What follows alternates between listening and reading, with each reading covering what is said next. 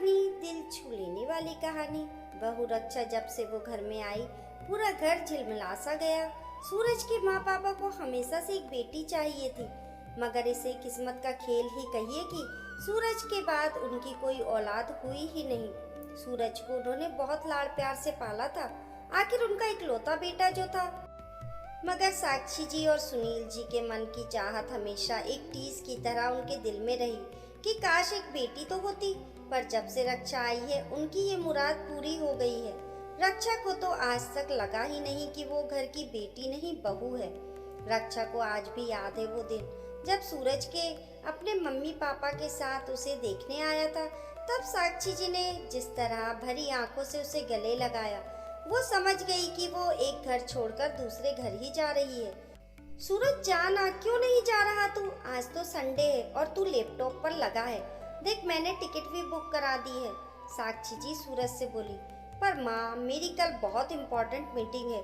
देखो माँ, टाइम नहीं है मेरे पास, मैं अगले हफ्ते ले जाऊंगा ना, सूरज ने लैपटॉप में नजर गड़ाए हुए कहा। साक्षी जी ने रक्षा के चेहरे पर आई मायूसी को भांप लिया। ठीक है, तो एक काम कर, तू अपना और पापा का खाना बाहर से ऑर्डर कर दे, मैं और रक्षा जा रहे हैं फिल्म देखने, साक्षी जी ने उठते हुए कहा। मगर माँ, आप तो कभी पिक्चर जाती नहीं, सूरज ने हैरानी से पूछा। अब जाऊंगी अपनी बेटी के साथ, तू लैपटॉप पर काम कर, साक्षी जी मुस्कुराते हुए बोली। अरे, मैंने क्या बिगाड़ा है तुम्हारा, मैं भी चलूंगा, सुनील जी भी उठ खड़े हुए। बेटा तुम बैठो, और वो क्या कहते हैं उसको, हाँ पिज्जा ऑर्डर कर लेना अपने लिए, सुनील जी मुस्कुराते हुए उसके साथ चले गए और बेचारा सूरज उनको जाते हुए देखता रहा। साक्षी जी के तो पैरों को पंख लग गए थे। रक्षा के रूप में उन्हें नई सहेली जो मिल गई थी, वहीं सुनील जी को बेटी मिल गई थी। सूरज का तो काम ही ऐसा था कि उसे अपने मम्मी पापा के साथ ज्यादा समय बिताने को नहीं मिलता था। उसका एक ही सपना था, ग्रीन कार्ड पाना। वो अमेरिका में बसने के सपने देखता था, इसलिए दिन रात काम में डूबा रहता था। जब से रक्षा आई है, साक्षी जी और सुनील जी की जिंदगी में चहल पहल हो गई। अभी थोड़े समय पहले की बात थी, सुनील जी के घुटनों में बड़ा दर्द रहता था।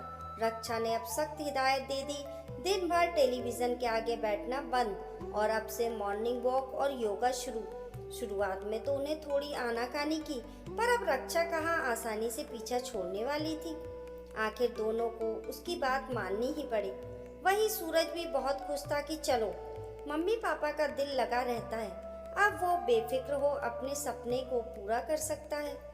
माँ, रक्षा, पापा, सूरज लगभग चिल्लाते हुए आया। क्या हुआ? माँ ने पूछा। माँ, मेरा अमेरिका का वीजा लग गया है, अब मैं अगले हफ्ते ही अमेरिका जा रहा हूँ। कंपनी मुझे 2 साल के लिए अमेरिका भेज रही है। सूरज की खुशी की कोई सीमा ही नहीं थी। देखना माँ, मैं जल्दी वहाँ आप तीनों को बुला लूंगा, हम तीनों वहाँ साथ ही रहेंगे, सूरज ने माँ को गोल गोल घुमाते हुए कहा। बेटा, तू रक्षा को ले जा, हम बाद में आते रहेंगे, पापा ने कहा। नहीं पापा, अभी संभव नहीं, पर मैं जल्द ही आप लोगों का वीजा लगवाने की कोशिश करता हूँ। जल्दी हम सब अमेरिका में होंगे, सूरज ने चहकते हुए कहा। सूरज की तैयारियां शुरू हो गई। रक्षा का मन उदास था, मगर वो ये सोचकर खुश थी कि आखिर सूरज का सपना सच होने जा रहा है। रक्षा, मैं बहुत खुशकिस्मत हूँ कि तुम मेरी जिंदगी में हो। मैं जल्द ही तुम्हें अपने पास बुला लूंगा, अपना ख्याल रखना, सूरज ने रक्षा को गले लगाते हुए कहा। जब एयरपोर्ट पर उसे छोड़ने गए, रक्षा भीगी आंखों के साथ उसे विदा कर रही। रक्षा के प्रति साक्षी जी, सुनील जी का प्यार और बढ़ गया। कब वो उनकी बहू से बेटी और ना जाने कब वो बेटा बन गई, पता ही नहीं चला। पापा, आपने फिर से चॉकलेट खाई? कितनी बार मुझे आपको मना करना पड़ेगा? आप सच में ना उस बिट्टू के बच्चे को बताती हूँ, वही रोज चॉकलेट लाकर देता है ना आपको, रक्षा ने गुस्से में कहा। सुनील जी ने बचपना दिखाते हुए कान पकड़ लिए। रक्षा चाहकर भी अपनी हंसी रोक नहीं पाई। कहने को सब सही था, मगर कुछ न कुछ तो सबको खटक रहा था। सूरज को अमेरिका गए 8 महीने से ज्यादा हो गए। वो कोई ना कोई बहाना बनाकर वीजा टालता रहा। माँ, मुझे समय दो, यहाँ आप सब कैसे रहेंगे? मैं जल्द ही कुछ इंतजाम करता हूँ, माँ, रक्षा भी आपके साथ ही आ जाएगी। मैं फोन रखता हूँ, मुझे काम है, सूरज ने कहा। धीरे धीरे सबके मन में एक फांस घिरने लगी, मगर तीनों एक दूसरे के सामने चट्टान बने रहते। सूरज का फोन भी आजकल कम हो गया। 1.5 साल बीत रहा था। इसी दौरान रक्षा का मुंह बोला भाई रवि अमेरिका गया। रक्षा दी, मुझे आपसे बहुत जरूरी बात करनी है, रवि ने कहा। हाँ बोलो रवि, रक्षा ने कहा।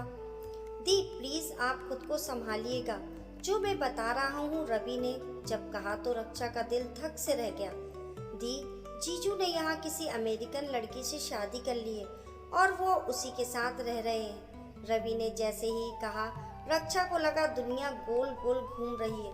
वो गश्त खाकर गिर गई। सूरज, जो मैंने सुना सब सच है क्या? तुझे शर्म नहीं आई रक्षा को हम सबको इतना बड़ा धोखा देते हुए? क्या इस दिन के लिए हमने तुझे पाल पोस कर बड़ा किया था? सुनील जी गुस्से में बोले जा रहे थे। पापा, आपने कुछ अलग तो नहीं किया। जानवर भी बच्चे पैदा करते हैं, बड़ा करते हैं, लेकिन जब उनको उनकी मंजिल मिल जाती है वो अपनी राह चले जाते हैं। पापा, मेरे सपने बहुत बड़े हैं। आप, माँ और रक्षा कभी भी उनको समझ नहीं पाओगे। मैं जल्द ही डिवोर्स पेपर भेज दूंगा, सूरज ने कहा। सुनील जी को लगा सब कुछ चैतन्य शून्य हो गया। घर में एक मातम सा छा गया। कुछ दिनों बाद जब रक्षा के पिताजी रक्षा को लेने आए तो उसने उनके साथ जाने से मना कर दिया। पापा, मैंने कभी ये महसूस नहीं किया कि मैं कभी अपने घर से दूर आई हूँ। ये मेरा घर है, ये मेरे मम्मी पापा हैं, मैं कैसे इन्हें छोड़कर जा सकती हूँ? सूरज ने जो किया बहुत गलत किया, मगर आज मैं इन्हें छोड़कर जाती हूँ तो जिंदगी भर मैं खुद को माफ नहीं कर पाऊंगी, रक्षा ने दृढ़ता से कहा। सुनील जी, साक्षी जी ने भी उसे बहुत समझाया पर वो टस से मस नहीं हुई। रक्षा ने भी जॉब शुरू कर दी। अब वो उस घर की बेटी बन चुकी थी। तीनों अपने अंदर ढेर सारा दर्द समेटे खुद को संभालने की कोशिश कर रहे थे।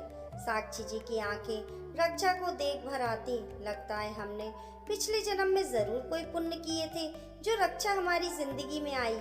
वो मेरी नहीं नहीं नहीं मेरा बेटा है, मेरा गुरूर है, सुनील जी ने साक्षी जी से कहा। धीरे धीरे जिंदगी पटरी पर दौड़ने लगी। एक रात सुनील जी ऐसे सोए कि अगले दिन उठ ना सके। सूरज, पापा नहीं रहे। रक्षा बस इतना ही कह पाई। 2 मिनट की चुप्पी के बाद जो सूरज ने कहा उसकी कल्पना रक्षा सपने में भी नहीं कर सकती थी। सूरज ने आने में अपनी असमर्थता जता दी। साक्षी जी ने रक्षा की आंखों को पढ़ लिया। धीरे धीरे सब रिश्तेदार इकट्ठे हो गए। ये निर्णय हुआ कि सूरज का चचेरा भाई सचिन मुख्य अग्नि देगा। आरती सज चुकी थी। सुनील जी अपनी अंतिम यात्रा पर थे। मुख्य अग्नि का समय आया। जैसे ही सचिन आगे आया, साक्षी जी ने उसका हाथ पकड़ लिया। ये अंतिम अधिकार तो सिर्फ एक बेटा ही निभा सकता है, और जब मेरा बेटा यहाँ है तो कोई और क्यों ये करेगा, साक्षी जी ने कहा। रक्षा, अपने बाबूजी को मुख्य अग्नि तुम ही दोगी, साक्षी जी ने कहा। दूर कहीं आसमान में सुनील जी एक मुस्कुराहट के साथ अपने बेटे को अपना अधिकारी कर्तव्य निभाते देख रहे थे। दोस्तों, ससुराल कभी घर नहीं बन सकता, बहू कभी बेटी नहीं बन सकती, सास कभी माँ नहीं बन सकती। इन सब बातों को झुटलाते हुए रक्षा ने एक बहू से बेटे के सफर को तय किया। इस कहानी को लेकर आपकी क्या राय है, हमें कमेंट करके जरूर बताइए। कहानी पसंद आने पर लाइक और शेयर करें। ऐसी ही अच्छी अच्छी कहानियों के लिए चैनल को सब्सक्राइब करना ना भूलें। मिलते हैं फिर एक नई कहानी के साथ, तब तक के लिए नमस्कार।